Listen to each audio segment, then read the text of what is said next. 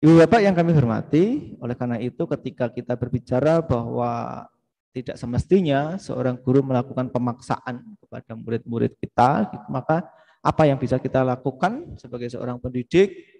Maka jika kita kaji bersama kurikulum merdeka ini, kita akan mengetahui bagaimana sebagai pendidik itu kita perlu melakukan cara-cara yang positif ya ketika meminta murid untuk melakukan sesuatu tanpa harus memaksa.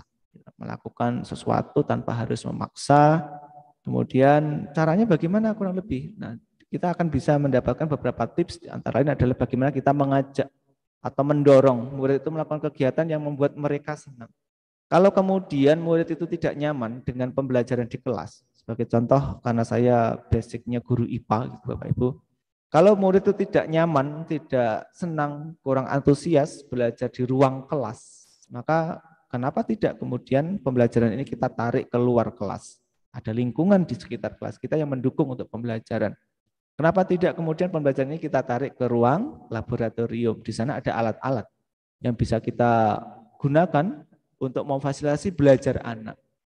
Bukankah kemudian ketika anak itu dibuat senang untuk belajar, maka kemudian mereka akan menikmati belajarnya, mereka akan bisa lebih mudah untuk menemukan konsep yang sebenarnya kita ajarkan melalui yang biasanya cara-cara biasa, cara ceramah seperti itu.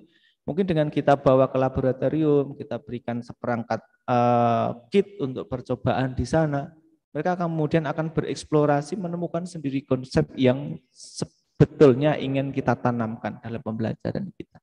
Kita ajak, kita dorong murid kita untuk melakukan kegiatan yang membuat mereka itu senang dengan pembelajarannya. Kemudian kita membantu murid itu bisa menemukan inspirasinya, Bapak Ibu. Kita dekatkan mereka dengan lingkungan mereka sehari-hari. Sebagai contoh, kalau di IPA itu ada konsep tentang tekanan misalkan, Bapak Ibu. Mengapa paku itu ujungnya runcing? Nah, ini adalah satu contoh penerapan konsep tekanan. Murid akan berpikir, oh iya ya, kenapa paku itu ujungnya runcing? Kalau tumpul bagaimana? Oh iya, kalau tumpul ternyata ketika paku ini dipukul menggunakan palu, maka dia akan cukup sulit untuk bisa menembus sebuah tembok, misalkan atau sebuah kayu. Berbeda ketika runcing. Maka muncullah di sana ternyata konsep tekanan pada IPA itu akan sangat berkaitan dengan bentuk permukaan. Runcing tidaknya permukaan itu sangat berpengaruh. Murid akan berpikir seperti itu. Ada hubungan antara tekanan dengan permukaan tadi, runcing atau tumpulnya tadi. Sebagai contoh sederhana seperti itu. Bagaimana kita juga kemudian menarik anak-anak kita itu ke dunia mereka, di dunia sehari-hari, sehingga mereka akan bisa menemukan sebuah inspirasi-inspirasi dari ilmu yang mereka pelajari itu ada di kehidupan mereka. Oh ternyata yang saya pelajari itu dibutuhkan, ada di sekitar kami, ada di sekitar saya. Ketika mereka belajar tentang rangkaian listrik, maka para murid ini juga kemudian akan berpikir, kenapa di rumah kita itu kalau saklar yang satu dimatikan, yang lampu yang di sana tetap hidup. Oh ternyata ini karena rangkaiannya adalah dirangkai secara paralel, bukan seri. Nah seperti itu, mereka akan menemukan sesuatu yang sangat berharga itu dari kehidupan mereka sendiri ketika kita mampu menyajikan inspirasi-inspirasi yang ada di dekat mereka. Kita juga bisa membuka ruang dialog dengan murid kita, membuka ruang dialog dengan murid kita.